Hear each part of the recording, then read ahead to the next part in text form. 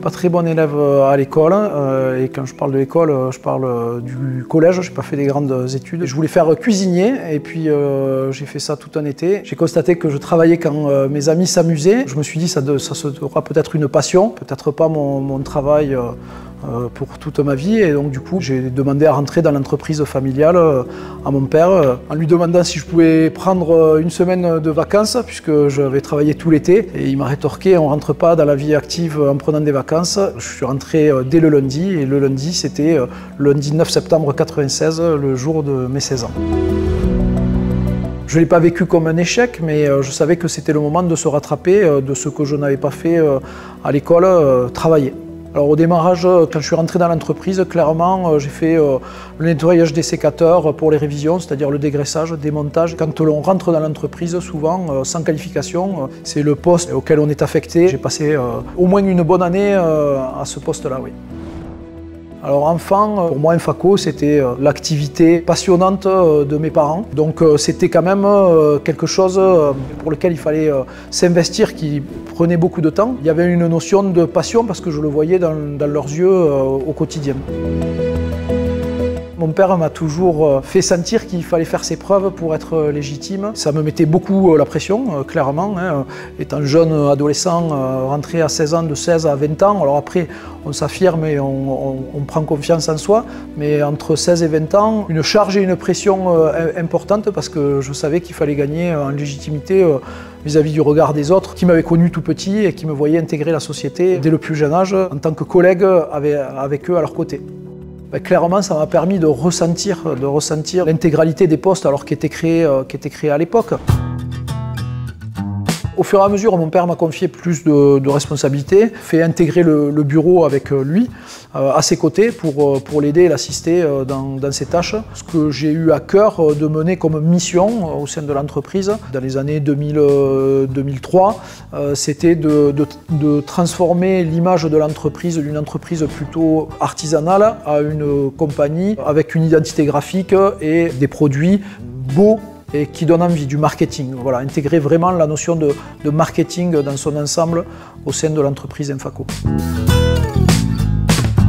Alors, je parle souvent au nom d'un collectif, je vais souvent dire « on » parce que c'est vraiment un collectif qui œuvre au quotidien. Mon père nous a laissé vraiment prendre des décisions, avancer dans ce qu'on pensait qui était juste et bon et bénéfique pour l'entreprise, et potentiellement apprendre de nos erreurs aussi. Il n'y a pas toujours eu que des bonnes choses, mais il y a eu des bonnes choses dans lesquelles peut-être il ne croyait pas et qui nous ont fait vraiment avancer, et pour ça je l'en remercie grandement.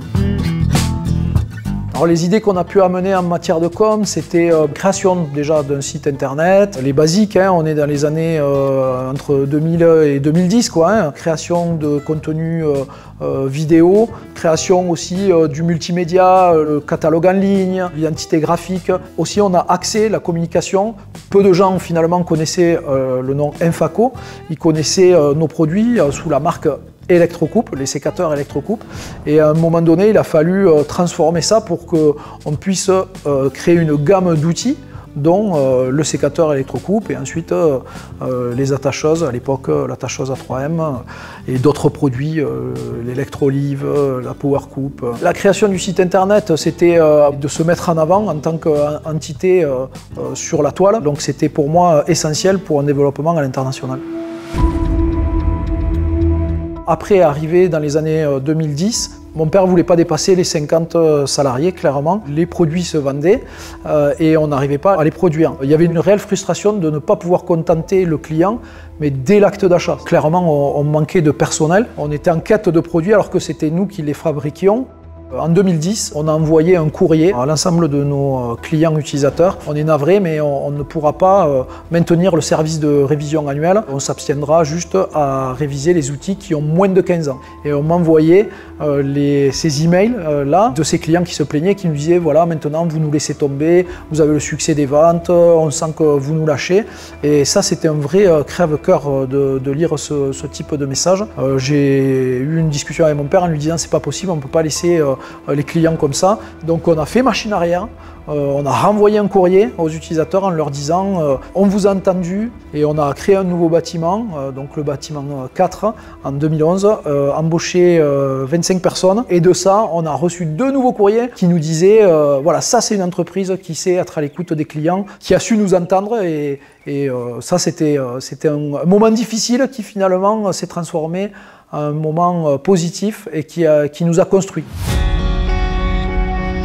Cahuzac-sur-Vert, oui, c'est mon village. J'y suis pleinement attaché, ça c'est évident. Penser à délocaliser l'entreprise, non, parce que clairement les valeurs de l'entreprise sont pas tournées uniquement vers notre entreprise. Elles sont tournées vers l'ensemble des entreprises, les entreprises partenaires, avec l'origine France Garantie, faire marcher le tissu économique local, régional, national, et quand on ne trouve pas, on va à l'international. Tout ce qui est usinage est fait à 10 km d'ici depuis 30 ans. Ce qui est électronique est fait soit sur Toulouse, soit sur Castres. Avec l'évolution de l'entreprise, on n'a pas réussi à trouver tous les profils que l'on souhaitait recruter au cœur du village. On a pu se construire avec des collaborateurs qui viennent un peu de partout de France, et c'est une fierté que d'arriver par contre à les faire venir dans notre région, parce que ils participent aussi au développement économique de la région au travers de leur résidence, de leur consommation, et ça c'est aussi une vraie fierté. Oui. On a sous nos pieds des racines qui vont bien puiser profond et qui nous ancrent sur le territoire. On travaille avec des utilisateurs qui ne cherchent pas le gain à court terme. Quand on plante des arbres, quand on plante la vigne, c'est sur du long terme, on reçoit sur le long terme.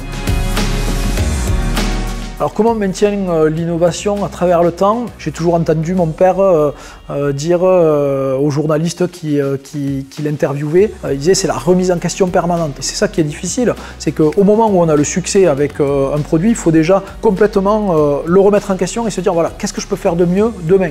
Et c'est long, pour développer un sécateur aujourd'hui il nous faut 5 à 6 ans. Il faut savoir aussi se remettre clairement en question sur notre organisation. Notre organisation interne, c'est pas forcément quelque chose que le client il voit au moment où il achète le sécateur, mais il le voit après sur le suivi, il le voit sur l'efficacité au travers de son distributeur. Ce qui fait qu'on reste leader sur notre marché, c'est la philosophie profonde de la remise en question permanente dans l'ensemble de l'entreprise. Oui. Infaco aujourd'hui c'est le leader mondial du sécateur électrique professionnel. Clairement, ça ne l'a pas toujours été. Moi, quand je suis rentré dans l'entreprise, voilà, on avait un concurrent féroce, qui est toujours notre concurrent direct, et toujours féroce, que l'on respecte, mais qui avait un poids bien plus gros que notre société locale et sur des fondamentaux artisanaux. Par contre, voilà, à force de vraiment écouter les utilisateurs et d'arriver à capter leurs attentes profondes, on a réussi, modèle après modèle, à gagner des parts de marché et à devenir le leader incontestable du sécateur électrique professionnel. Pas de triomphalisme, on l'est aujourd'hui, on va tout faire pour le rester, mais c'est une fierté en tout cas de constater, c'est pas nous qui le disons, ce sont les utilisateurs, de constater qu'on tient cette position aujourd'hui. Charge à nous maintenant de faire ce qu'il faut pour le rester. Un moment dont je suis le plus fier, alors ça s'est fait sur le temps long, il n'y a pas eu de passation du jour au lendemain avec mon père, il s'est retiré petit à petit. Je suis vraiment très fier de cette équipe qui vient de vous être présentée par David, pour l'équipe complète. Je voulais vous remercier à tous ici. C'était de me rendre compte que sans lui, clairement, au quotidien, autour de nous, on était pleinement en capacité de continuer à développer cette entreprise familiale. C'est une fierté, mais ce n'est pas une fierté forcément personnelle, c'est une fierté collective. Oui. Concernant l'implication des enfants dans l'entreprise, ce n'était pas une volonté en soi, c'était un désir caché, voilà, peut-être. Voilà, travailler avec ma fille Angie, c'est un plaisir. Alors les avantages de travailler en famille, déjà c'est de se dire qu'on se connaît. Elle est une continuité de moi-même et donc depuis petite, elle a toujours entendu à la maison. Electrocoupe est là pour vous aider. Les façons de penser, les façons d'être, derrière il y a toutes les valeurs. Alors je vais faire chronologique, mon père, moi et Angie. Chaque génération clairement aura apporté sa pierre à l'édifice. Fabien était déjà là dans l'entreprise, son mari, et donc de les savoir tous les deux dans l'entreprise, c'était une vraie satisfaction. Et c'est des visions modernes, donc les jeunes, clairement dans les entreprises, apportent énormément, il faut vraiment se dire ça. Et à partir du moment où on a des jeunes qui ont la valeur travail, c'est de l'efficacité en barre, quoi. Mon père me l'a transmise, je la lui ai tout simplement transmise, ce n'est qu'un passage de relais finalement. Quand on parle d'une entreprise familiale, il n'y a pas que les membres de la famille qui ont ces valeurs. Ces valeurs, elles se transmettent à l'ensemble des collaborateurs. Mais effectivement, je relève ce point, mais ça m'arrive régulièrement avec d'autres collaborateurs avec qui on travaille depuis des années et on se connaît tellement, voilà, qu'on se comprend. On n'a des fois même pas besoin de se parler.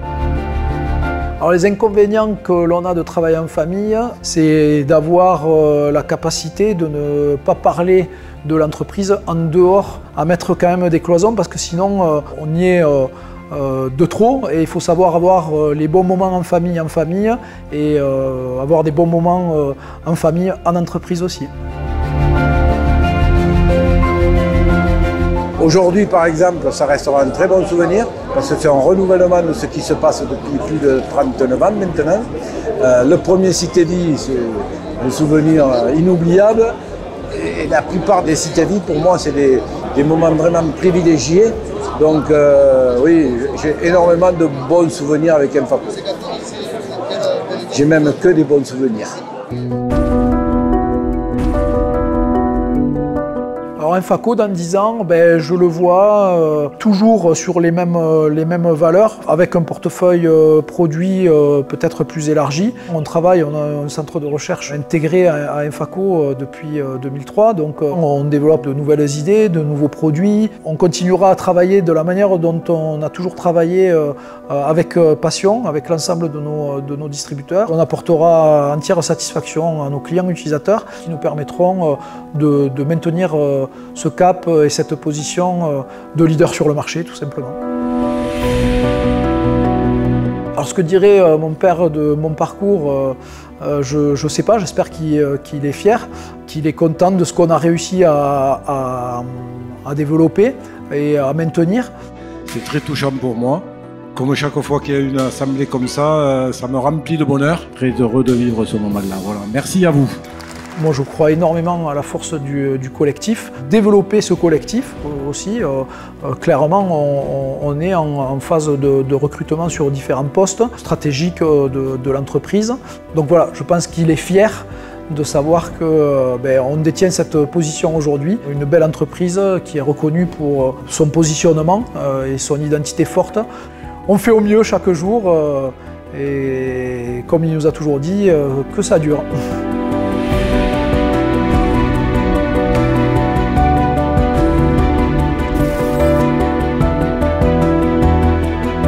Alors avant que je rentre, en fait, Dany était tout seul pour s'occuper de tous les secteurs. Achat, provisionnement, production, commercial, gestion, tout. C'est un meneur d'hommes et je crois que voilà, ça m'a attiré tout simplement.